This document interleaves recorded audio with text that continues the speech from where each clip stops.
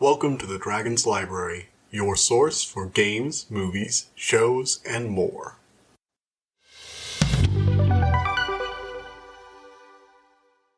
Hello everybody, welcome back to the Dragon's Library.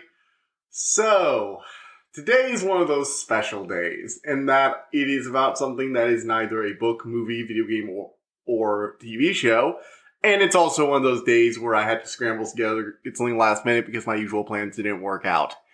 Unfortunate. So today we're talking about something I actually do really like, though. It's called The White Vault. It is a audio drama podcast, and it is available on, most places. I got it on Spotify. I think it's also available on Apple Music and, all the usual places. Most podcasts are pretty widely available. And this is probably one of the best audio dramas, like horror series as a podcast, I've ever encountered. I love this to hell and back. I cannot recommend it enough to anyone who enjoys things like the Magnus Archives or just like scary stories in general. It really has that good qualities that make a good horror series, and it evolves further as the mystery unfolds later on in the later seasons. But the initial setup is just fantastic. Like, this could have been like a 2-season thing all on its own and just been fine. They chose to let it go more, and that's really, really what made it better. So yeah, all in all, this is a great series. The basic setup of the White Vault is that it always takes place, the series inevitably takes place in a, basically a heavy, an area with a lot of dangerous weather and conditions that prevent the people from leaving. One of the intro lines, specifically to the first 2 seasons, although they do a variation of this line in basically every episode, is, in winter months, gale storms in Svalbard can reach wind speeds of 130 kilometers per hour. Accompanied by or following snowfall, such storms can reduce visibility drastically, more so in the frigid months of the polar night. During these storms, travel is not advised. And they do a secondary one for the 2 seasons in Patagonia, which is also pretty good. I just love the way that line. The voice acting in this show is top tier. I actually know some of the actors in this. That's how good it is. Specifically, Peter Joseph Lewis as Graham Kasner. He's one of the recurring characters. Fantastic. I love him in this. He's awesome. But everyone's doing a really good job here too. They clearly got people who actually speak different languages, but can still speak English. So they all have a unique accent that's not really fake. Plus, they can fluently speak other languages. So a lot of times, you'll have, people talking, and what happens is you'll just hear the voice of that person start up in their native language, and then a voiceover of them speaking in English will come a few seconds after, while their native tongue plays in the background, which is a really interesting touch and gives it a nice stylistic thing, and it puts you just off center a little bit. It's like, what are they saying? Especially when they start reading or speaking in those languages when there's danger around. Like when the monster starts coming at them and they're doing this stuff, you're like, oh my god, what's going on? What's going on? What's going on? I don't know yet. And there's just this delay that actually is very useful in the horror sequences. It's a bit off-putting in the more calm moments. Like, it took me a while to get used to it. But once I got used to it, I actually really like it. It makes the world just feel a little bit more real, if that makes sense. Because this is a found footage series, essentially. Basically, the first 2 seasons chronicle a recovery team sent to Svalbard. Svalbard is one of the foremost, northern places on Earth, very close to the Arctic Circle, and they're basically just only a few research stations and a very, very small settlement to supply those research stations, Aside from that, nobody lives there, and it's out in the middle of the freezing cold. If you get stranded out there in a storm, you are stuck in that bunker, you are not leaving. There's been some equipment damage, and a team gets sent up by Cedia Group to go repair it.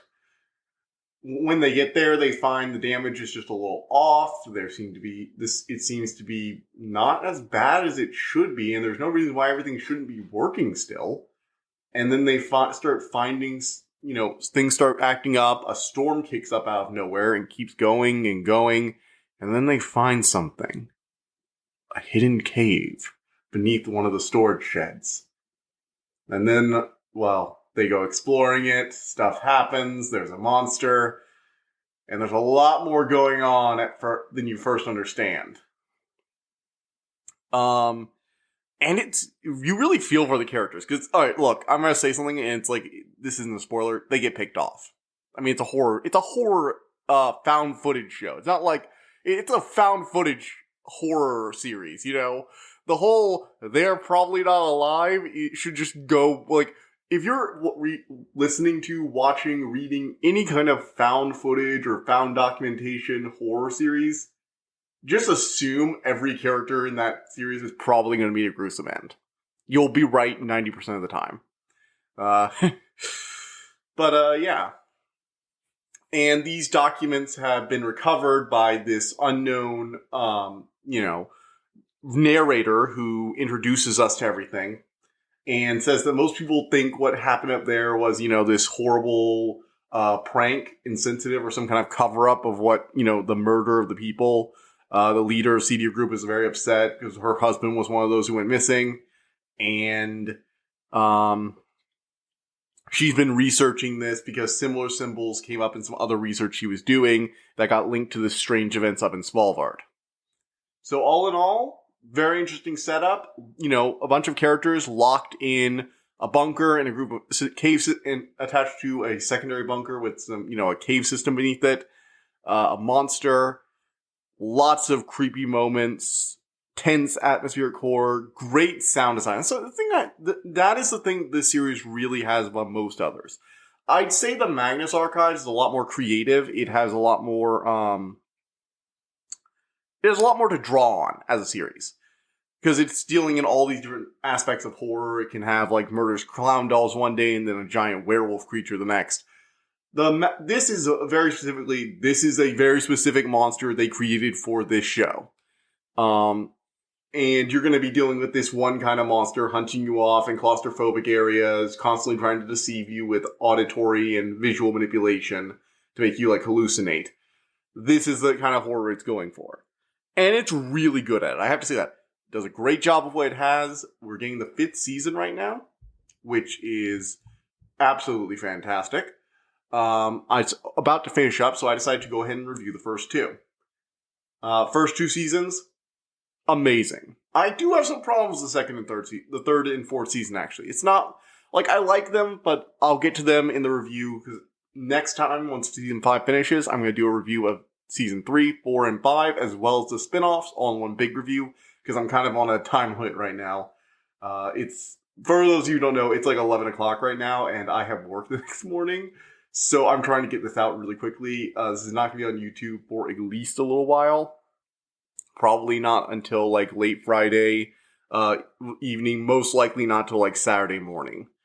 I do apologize for those of you who watch this on YouTube and are like, "Hey Davis, why have you been so late on those?" The videos take a bit longer to make, and I have recently been making these a little behind schedule because for those of you, this is just a brief out of character moment. Behind the scenes a little bit. I kind of just do this for fun, and these are usually made the night before they're released. I usually record them, do a bit of minor editing to what I think I can do, but recently I've actually gotten a new job. It's more hours. I'm actually not doing much at the job, but, I have to be at the office, and it means I get back later, I have other stuff going on, I go to Magic, I have some drawings I'm trying to do. I'm trying to get the stream up before Horizon comes out. The new Horizon game comes out. I'm trying to rush through Pokemon Legends Arceus, which I was supposed to review tonight, but I couldn't finish it in time, and I was trying to rush through it the last, few parts of it tonight, but I just couldn't. So that's going to be Tuesday. And I can't just do them a episode before because I like to review big releases the day they come out, and that kind of screws with it. Though I might figure out a system for it. I'll see. I'll have to see. Regardless, I'm going to try and get an extra episode in reserve that I can kind of switch around in the future so stuff like this doesn't happen. I can have the videos out better. But for now, things are a little chaotic. I'm sorry for the delays. Okay, now that I have my excuses out, I'm going to go ahead and just rate this real quick for you guys. Sorry about that thing. I just felt it was necessary to say.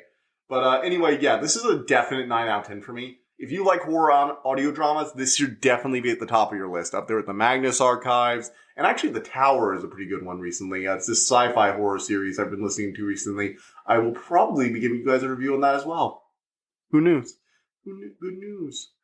But yeah. Pokemon's Legend Arceus will definitely be done for next Tuesday, though. I will have a review for that this coming Tuesday. I'm going to have Horizon Zero Dawn when that comes out soon. I'm going to try and set up everything so I can stream it on a few days each week. But I cannot make any promises because things are a little chaotic right now. All in all, I highly recommend it. 9 out of 10. Now, on to spoiler section, because I do want to talk about this in more detail. So, if you don't want any spoilers, and I'd actually highly recommend going into this blind. It really, really adds to the experience. Alright, 3, 2, 1. Everybody who doesn't want spoilers, you better be gone. Okay, so the team goes up to Svalbard. The team consists of Dr. Rosa Della Torre, Walter Heath, Graham Kasner, Jonas Vorison. Sorry, I've heard his name and I still can't pronounce it. I apologize. Dr. Karina Schumacher-Weiss. And the narrator who in the official documentation is just the Documentarian. Did we ever get her name? I'm not sure we ever got her name, actually. Interesting. Does it add to the feeling of detached anonymousness she gives, though? Very, very much like it. So, you have Schumacher-Weiss. She's just a geologist. She's there to check out anything weird in the readings. That's Karina. You have Rosa Del Torre. She's the medical doctor. You have Walter Heath. He is the, computer expert, tech guy. Graham Kasner is a survival expert. He leads teams out into hazardous conditions. He apparently worked in the mountain ranges and other areas during other months. And he specializes in these wintry areas. And then you have Jonas, who was the, representative of Cedia Group. And things end especially badly for him, actually. It's really cruel, especially once you figure out what's going on. All right, I'm not going to talk about Season 3, 4, or 5 yet, but actually, given what we have recently learned in Season 5, his fate in particular is really sad, all in all. But yeah. Okay, so, the team goes up there to the research station. Everything's fine for the first few days. They check out the problem. Doesn't really look like it's a big deal, but a storm kicks up. And they were all in there for a while. It looks like the computers are operating fine, but it sent out a help signal regardless, like a damaged signal, a fake one. And it seems to have been embedded in the code, and Walter gets really wrapped up in it. Meanwhile, Karina is just kind of like, well, I was paid to come up here, and everything's fine, so they don't need me to check out any of the data. So I guess I get to just sit around and eat coffee. Graham's making sure everybody's surviving. Rosa's just relaxing. Jonas is, documenting everything. And the blizzard just keeps going and going. There are strange sounds and chanting, maybe even screams coming in over the radio. All calls for assistance are just not going through. They find a strange ancient village beneath the glacier. And Karina ends up falling from a ledge and getting hurt. When she wakes up, she's terrified. She saw something tall, black, and skinny. And it was trolling after her, and she jumped rather than let it come to her. She was so terrified. She starts hallucinating and chanting to herself, like she's not all there anymore.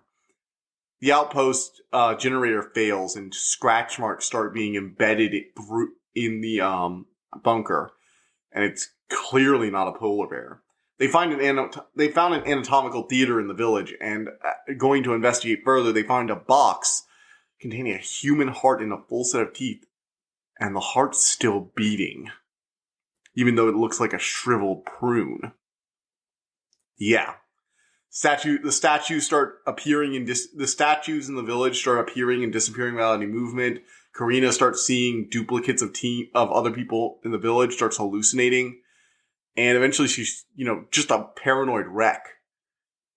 Eventually, the thing comes for her. In the middle of the night, the monster rips open the hatch and drags Karina out into the snow. They head after her, but it's clear that the amount of blood, she's gone. She's dead.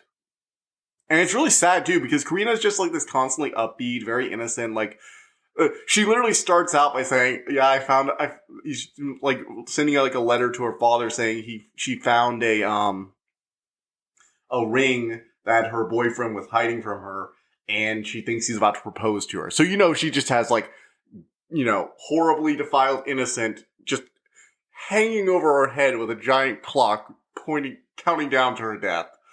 That's how I rendered her. She's just like pointless innocent death in, however long it takes. It's the fourth episode she dies? That's 40 minutes, 4 episodes, 3 hours? Poor Karina. Anyway, when they get back, they find that that while they were out exploring the caves looking for Karina, the thing destroyed all their food and the snowmobiles. They tried to head back through the storm, just okay, screw it. We're not staying in a bunker with this monster. It can clearly rip us out. So they try and head back, but no matter how far they walk, eventually they always find themselves right back at the bunker. They can't leave. They're trapped. Their food's gone. Heath gets abducted and murdered. His heart found in the theater. Eventually, they get whittled down. Kasner gets dragged into water by another creature. And upon discovering a room with strange glowing sigils, Rosa is also taken. Jonas, succumbing to an infection he got from one of the statues that he scratched himself on, starts crawling out, hoping for anything. The creature just lets him go. As he goes, his skin peels away, flesh twisting, his body warping. By the time he gets back to the bunker, he's just all he can do to bundle himself back in. And it's heart-wrenching. That final moment of Jonas realizing that the path they took to go to that room, that dead end, that he was like, I can't go through the other door, we gotta go this way, because his arm was still hurting. And he realizes that if they'd just taken the left way, they could have gotten out of these caves. They could have gotten out. And maybe Rosa would have lived. And he kind of breaks down upon that, realizing I'm not getting back to my kids. I'm not going to see any of them again. They're all dead and it's all my fault. It really breaks him up and eventually he just turns into a monster. There's a little epilogue afterwards where the narrator talks about how the things were found in a empty, damaged bunker with rotting food everywhere. And what looked like an animal carcass, half necrotic. The season ends with a bit of a cliffhanger saying she's heard rumors of some other researchers finding something like this in Patagonia. And that then suddenly getting a call saying one of the team members has been found alive. Or was that the third season? But yeah, The White Vault is a great series. All the characters are remarkably likable, even the ones that turn out to have more sinister agendas. And the story, as it's being revealed to us in season 5, is a lot more complicated and kind of almost sad, and less, mindlessly, evilly cruel like a lot of horror movie villains are. It's very interesting. I like it. I mean, yeah, Cedia Group very much did send out this team to die. It's made very clear they knew what they were doing to them. But, what else are you gonna do? Anyway, this has been my review of The White Vault, Season 1 and 2. I hope you guys liked it. Next Tuesday, I will have the Pokemon Legends Arceus review ready and up. I'm going to actually have some gameplay footage in the YouTube video. So if you want to check that out when it goes up on YouTube, I'm going to try and have it up the same day. I'm going to try and record that all in advance. But if not, it might be up a day later. That's just how my YouTube videos are sometimes. I'm very inconsistent. I apologize. But, yeah. So, see you guys next time. Can't wait to see you. We got a lot of video games in the future. We got some good movies. We got some great shows. I'm going to be reviewing Vox Machina too. See you guys next time. Bye-bye. I hope you enjoyed listening to this episode, and thank you for listening to The Dragon's Library. Please subscribe to this podcast to be notified of new episodes. The Dragon's Library releases new episodes Tuesday and Friday each week, and you can follow us on Twitter at dragon_library2. If you want to suggest an episode topic, my email is in the description below. And as always, thank you so much for all your support.